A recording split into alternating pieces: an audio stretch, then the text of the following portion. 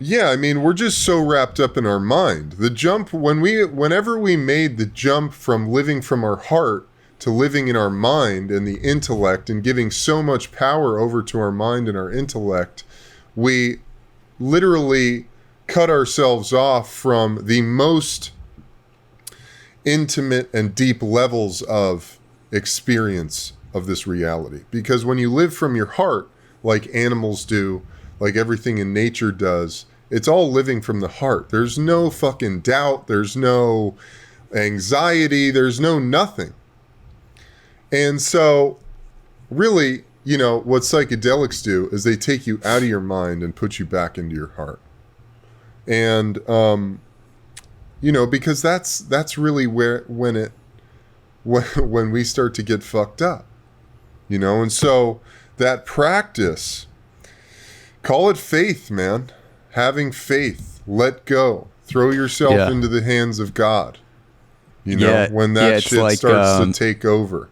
Yeah, it's like I've experienced it with smoking weed, and it's like you were saying, all these things that happen in the background, your heart beating, your cells expanding and dilating, your breath coming in and out slowly. It's like that, all that happens on autopilot during the day, and I don't think about it. Maybe if I'm anxious that day, something will be at a higher baseline level in my mind.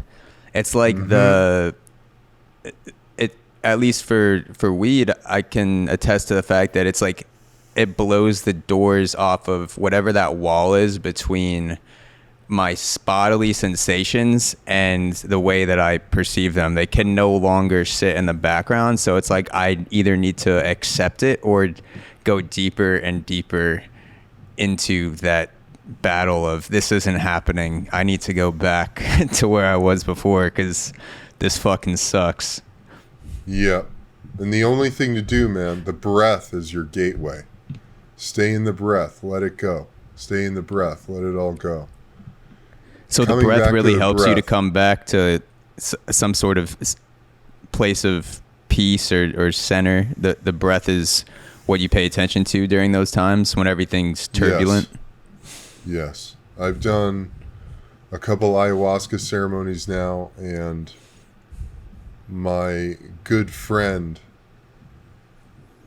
who brought me into that world, he's done over 100 ayahuasca ceremonies now, and he said it's all about the breath. Everything is about the breath. You just come back to the breath. Shit gets really heavy, come back to the breath. Just keep coming back to the breath and let go, man. I know it's really hard because your mind starts running off on this train of thought, like shit's wrong, shit's fucked up, red alert, sound the alarms, we're fucked, we're gonna die, all of that. And just say, okay, just acknowledge it. For me, what has been one of the most powerful things is acknowledging that voice. Go, okay, buddy, I hear you. Yeah, we know. So you'll actually say it in your head, or you'll say something out loud. Because I have a friend. Say it out loud until you believe it. You know, you're gonna be okay. You're gonna be okay. I have a friend who's done a bunch of psychedelic experiences, Dave, and he's also done combo, which is for anyone listening, where you burn the frog poison onto your skin, and it's kind of like this purging. And his mantra is, I took the medicine and the medicine is working. And he says that works wonders for him. So that's always been something I've kept in the back of my mind for an experience like that, where I'm just like, I took the medicine is working. And then paying attention to your breath too, I would imagine would help bring things into a more natural state. Well, breath is really the warrior way, and the nasal breathing in particular, because the nasal breathing, you start to go into fight or flight. That mindset starts to run. So the anxiety attack starts to take you over. And I've had anxiety attacks since I was 18. And the anxiety attack starts to take over. And then you get into this this rapid mouth breathing. And so bringing it back into nasal breathing shuts off the fight or flight response and gets you back into your prefrontal cortex, into your executive functioning. So at least now you can start to come at your anxiety from a rational viewpoint. So that's the first step, getting into the nasal breathing. And there's all kinds of good stuff happening when you do your nasal breathing. You start to produce nitric oxide, which is great for anti-anxiety. And so that's the first thing. The other thing I will say, man, is if the dark shit starts to come up and it starts to take hold of you, the worst thing you can do is try to resist it and push it away. The best thing you can do, because the more you push it and resist it and try and get rid of it, the stronger it's going to come onto you.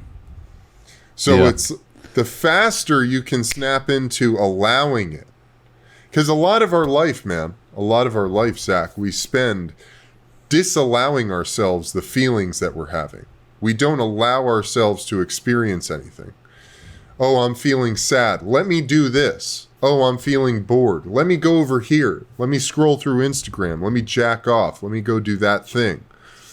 No, let me scroll through Instagram while I jack off. Fuck it. Yeah, exactly. let me fucking let me do all three at once.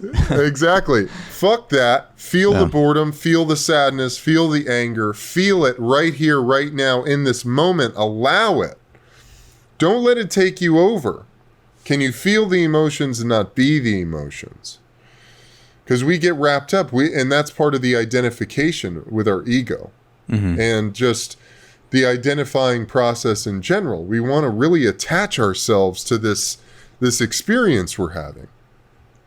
But the truth of the matter is, if you just allow it and watch it, when you see someone being angry, you're sitting across from a person, you find yourself somewhere, and someone's having some sort of big experience of sadness, of anger, of outrage, whatever it might be. Do you go over there and you tell them, hey man, fucking stop, snap out of it. What are you doing? No, you don't. You just watch it.